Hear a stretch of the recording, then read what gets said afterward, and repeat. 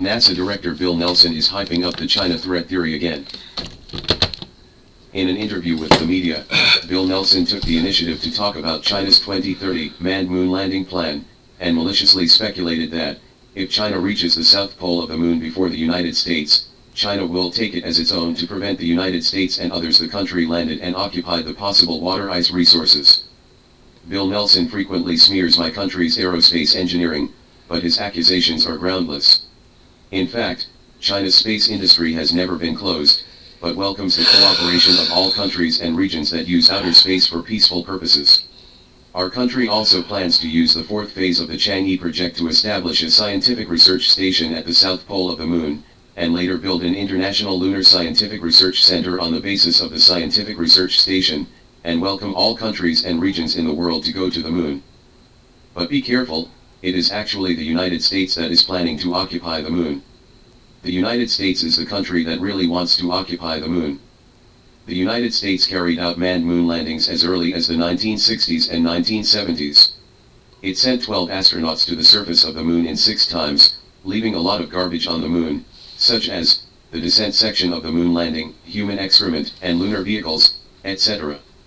In the past few decades, the United States has not mentioned how to deal with these garbage, but when China is preparing to land a man on the moon, the United States has moved.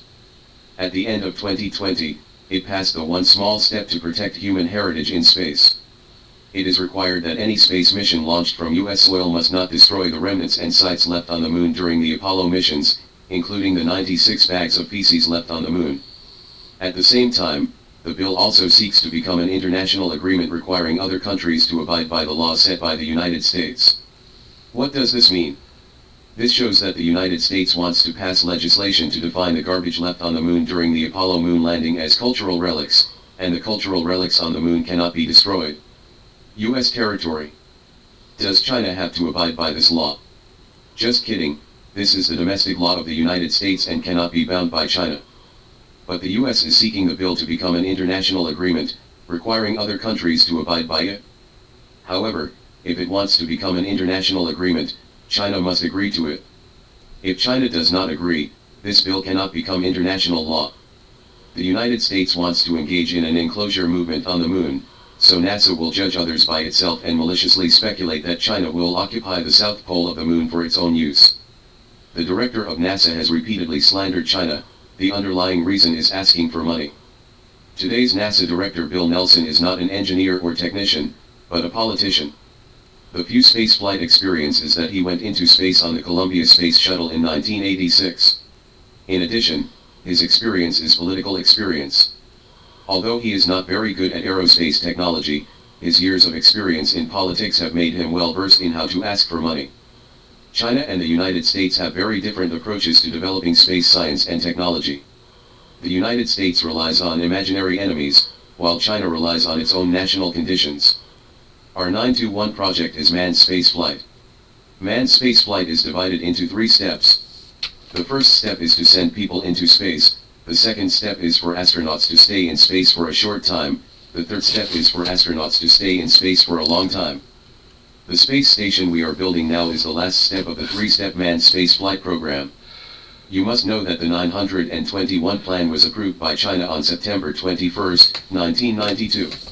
It has been more than 30 years, and the space program with such a long time span, it actually went down step by step according to the original plan. From this, it can be seen that China's aerospace development has never been influenced by the outside world, but developed step by step according to its own national conditions. But the United States is different. There are 2 major parties in the United States, the Democratic Party and the Republican Party. The 2 parties are fighting openly and secretly.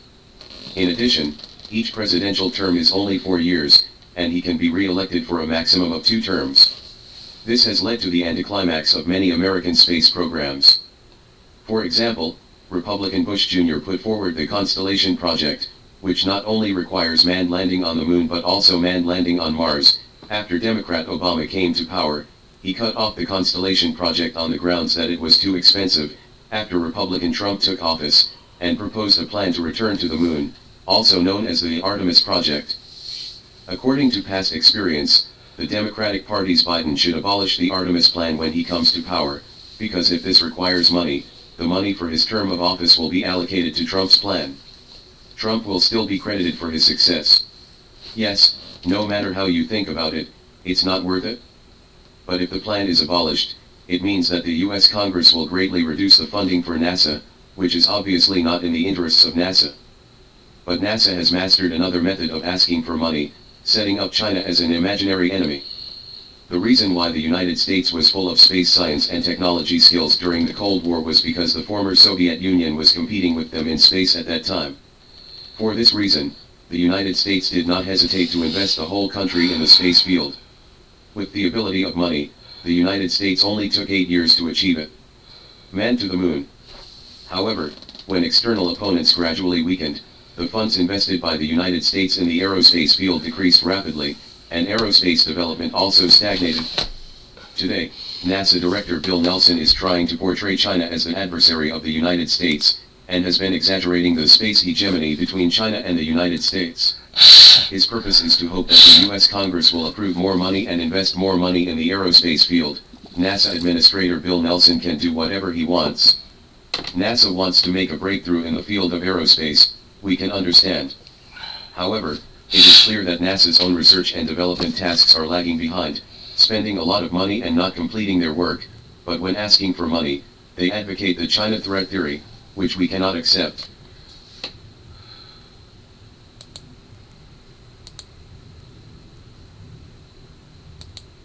Invest 24.6 billion. Sinopec Luoyang Petrochemicals million-ton ethylene project officially started. According to sources from various sources, in May 2023, Sinopec Luoyang's 1 million tons of ethylene will enter into substantive construction, and strive to complete and put into production in 2025. It is reported that Sinopec headquarters has officially approved the overall design of Luoyang Petrochemicals million-ton ethylene project. According to the approval document, the construction content of Luoyang Petrochemicals million-ton ethylene project includes a new 1 million ton/year ethylene unit, a 600,000 ton/year pyrolysis gasoline hydrogenation unit, a 400,000 ton/year aromatics extraction unit, a 300,000 ton/year MLLDPE plant, 350,000 ton/year HDPE plant, 350,000 ton/year 3 #polypropylene plant, etc. The total estimated budget of the project construction, excluding value-added tax, is approved at 26 billion yuan. The overall design is a key link in project construction. The approval of the overall design of Luoyang Petrochemicals 1 million tons of ethylene project is another major breakthrough in the preliminary work of the project, marking that the project construction has officially entered the implementation stage. Project overview. Project name: 1 million tons of ethylene project of Luoyang branch of China Petroleum and Chemical Corporation. Construction unit: Luoyang branch of China Petrochemical Corporation. Project site selection: located in the Petrochemical Park of Advanced Manufacturing Development Zone, Menjin District, Luoyang City. The planned area is about 280.92 hectares, and the nature of the land is for the petrochemical industry. It is south to Luoyang Petrochemical Railway Marshalling Station, east to Jianzigu and the current Luoyang Petrochemical the factory area, north to the North Ring branch line to be adjusted, and west to Century Avenue. Project construction content, including 13 sets of process devices including 1 million ton/year steam cracking device, supporting public engineering systems and auxiliary facilities.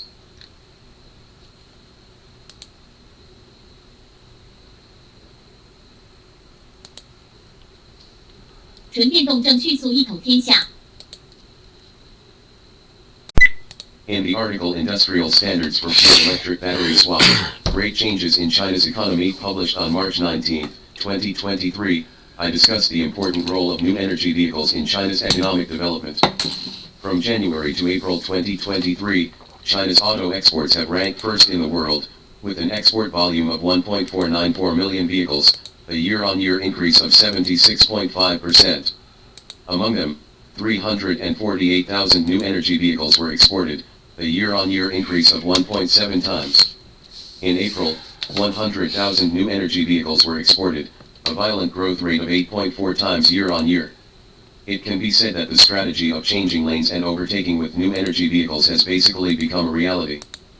Since the growth rate of new energy vehicles is much higher than that of fuel vehicles, and in the whole year of 2022, the penetration rate of new energy vehicles has reached 25.6%, and the penetration rate from January to April in 2023 is 27%. This data is 5.8% in 2020 and 15.7% in 2021. Judging from the double-digit to triple-digit internet content super high growth rate of new energy vehicles, the penetration rate in 2023 is expected to be 35%-45%, and the sales volume will be between 9.4 million and 12 million. The lowest predictions in the industry are generally close to 10 million. In fact, after the number of new energy vehicles reaches the current level of tens of millions, all its industrial chains will be automatically and rapidly improved only by the strength of the market itself. In particular, the coverage of the charging network will enter a stage where operators in the industry are practically scrambling for land. Among the policy suggestions and proposals I have submitted to the country through various channels in the past few years, they basically focus on the charging network. The Minister of Transport announced in 2022 that charging stations will be installed in all highway service areas by the end of 2023. Soon, charging piles will be installed in places where there are no service facilities now, but only parking areas. The prophecy that pure electric vehicles will unify China in 3 years is becoming a reality. As early as 2016, I predicted that pure electric vehicles would dominate the world. At that time, people generally could not accept such predictions.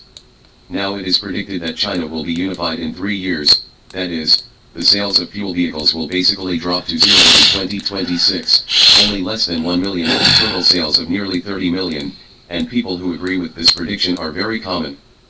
Of course, there are always a few people who are unwilling to accept this reality, and always hold various illusions, thinking that there must be a bowl of food for fuel vehicles, and both parties may each account for about half for long-term maintenance. Just be clear, this is technological substitution, not a question of men and women having to be divided equally. Once the new market for fuel vehicles returns to zero in 2026, the number of fuel vehicles will return to zero within 10 years. 2. Why are fuel vehicles absolutely useless compared to pure electric vehicles? Again, don't hold any illusions. The era of fuel vehicles is over. Apart from being historical relics and having preservation value, relatively pure electric vehicles are absolutely useless. The logic is actually extremely simple. Because from the perspective of the industrial chain, pure electric vehicles are not a global and earth-shaking change in the automotive industry in essence, but only a minimal change in the power system. The current pure electric vehicle is essentially a car, and the roads, parking lots, and even most of the industrial chain in the production process it needs have been perfected in the era of fuel vehicles. From the appearance alone, if you don't pay attention, you can't tell the difference between a pure electric vehicle and a traditional fuel vehicle. Pure electric vehicles only change the energy supply network and power system. If it is only the upgrade of the power system, how long does it take for the entire automotive industry to upgrade? China Via and China Vibe, the time interval between each intergenerational upgrade is only 3 years. After July 1, 2023, China Via and previous models will completely disappear from the market. Pure electric vehicles are indeed more complicated and require a comprehensive new energy supply network, but it is only a matter of building a network of charging and swapping stations. As long as the network coverage of charging and swapping stations reaches 100%, all service areas on expressways and first-class highways that can build charging and swapping stations have built charging and swapping stations, then the energy replenishment environment of pure electric vehicles is no different from that of fuel vehicles up. No matter in terms of cost of use, maintenance cost, power system, and internal experience, pure electric vehicles have absolutely overwhelming advantages. Some people always say that it is very expensive to replace the battery of an electric vehicle. Today's pure electric vehicle technology does not need to replace the battery during the entire life cycle, and manufacturers generally offer the condition of lifetime warranty for the battery. That is, the product technology has been achieved, it does not need to be repaired or replaced, and the battery does not need to be replaced when the car breaks down. Even if it is changed, the user does not need to pay money. Changing the battery was an old-fashioned concept from a few years ago. The power performance of low-end pure electric vehicles can crush high-end fuel sports cars. The feeling of pushing back is a common entry-level performance for electric vehicles. The use fee and maintenance fee are close to zero. Compared with fuel vehicles, it is an order of magnitude difference. Difficult to charge. This is just the result of the rapid growth of pure electric vehicles, and the construction of charging piles cannot meet the demand. At present, the charging network has entered the stage of grabbing land, and this problem will soon no longer be a problem. Building a high-end fast-charging DC charging station is only a million-level investment. A household AC slow-charging charging pile is an investment of 1,000 or even 100 yuan, and building a gas station is an investment of tens of millions. Not on an order of magnitude at all. Therefore, don't try to use charging difficulty to embarrass pure electric vehicles. It is useless at all. It is so easy to build a charging network. This is something that can be solved in the blink of an eye as long as the market demand comes up. Now that the market demand has been fully confirmed, there is no need to worry about this problem at all. Mileage anxiety. Once the charging network develops to the current stage and the coverage rate develops to 100%, the problem of mileage anxiety will disappear completely. Conversely, because the number of fuel vehicles will enter a decline channel of tens of millions per year, the gas station network will enter a stage of large-scale shutdown and turnaround. It is difficult to refuel, and the mileage anxiety problem of fuel vehicles will become more and more. Those who are still buying fuel vehicles now are prepared to face the dilemma of mileage anxiety and difficulty in refueling that will begin to appear in 5 years. If you are still operating a gas station, it is still too late to sell it, so hurry up and sell it. I never make suggestions on the details of investment decisions. This is not a question of how much money is made, but a disaster warning involving life and death. The entire fuel vehicle will enter the stage of extinction, so don't lose money to the point of losing everything in the process of extinction. Gas stations will not be absolutely extinct, but there is only the problem of refueling aircraft and ships, and there will be no problem of refueling cars after more than 10 years at most. The technical performance of fuel vehicles has long been in a state of near stop, while the technological progress of pure electric vehicles is advancing by leaps and bounds. All the problems that were once considered pure electric vehicles were only short-lived problems, and they were quickly resolved. Opponents think that pure electric vehicle technology depreciates too quickly. Regardless of whether the statement is true or not, it must be clear that it is the fuel vehicle that first triggers the depreciation. The rapid progress of electronic computers does not necessarily mean that abacus can preserve its value, and it cannot be used to prove that you should buy abacus and slide rules instead of computers. In the past thousands of years, abacus has indeed maintained its value, but this concept has ceased to exist after the advent of computers. It is not a question of whether or not the value can be preserved, but that no one will buy it anymore. The difference between a fuel car and a pure electric car is the difference between an abacus and a computer. The difference between a steam engine and an electric locomotive. Don't make any resistance, it's pointless. The belief that pure electric vehicle technology depreciates too quickly is the best evidence for opponents to prove that fuel vehicles are useless in another way. People can always find reasons to oppose new things. For example, although I am an active advocate of pure electric vehicles, my wife disliked pure electric vehicles a few years ago. What is the reason? Because she is very clean, I have to pull out the charging gun by myself and feel dirty, so I can't say anything about it. Even when I say I'll charge it for you when you need it, she doesn't accept it because there's always a time when I'm away on a business trip and she needs to do it herself. For this reason alone, she insisted on buying a fuel car 2 years ago, and I also bought a pure electric car with a range of 500 kilometers to replace the original one with a range of 160 kilometers. Of all the arguments against pure electric vehicles, probably no one has mentioned such a bizarre reason.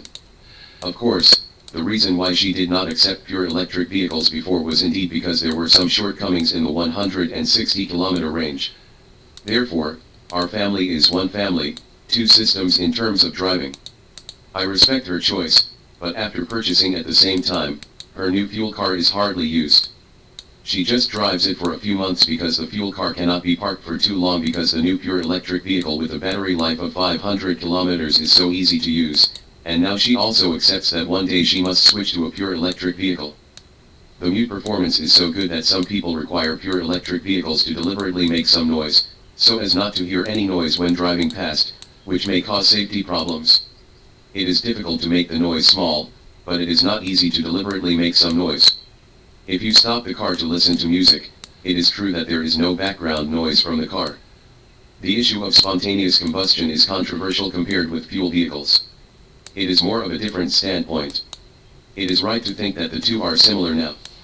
This will not be too controversial. Fuel vehicles also have the problem of spontaneous combustion. This is ironclad. But in essence, the spontaneous combustion probability of fuel vehicles is already like this, and there is no room for improvement. However, there is still a lot of room for improvement in battery technology. In the future, there will be many technical solutions that can completely solve the problem of battery spontaneous combustion. The main problem of spontaneous combustion of lithium-ion batteries now is the use of cobalt in ternary lithium batteries. There are many new directions of power battery technology that can use cobalt. All those who think that pure electric vehicles still have problems, if they don't understand the brand new technology of pure electric vehicles at all, they are saying that they're ass besides their heads. I've been driving a pure electric car for over 7 years, and I've tested everything that people say is wrong with this early stage technology. For example, I also encountered the embarrassing problem of suddenly running out of power while driving. In the article Industrial Standards for Pure Electric Battery Swap, Great Changes in China's Economy. If it is only the upgrade of the power system, some people always say that it is very expensive, difficult to charge.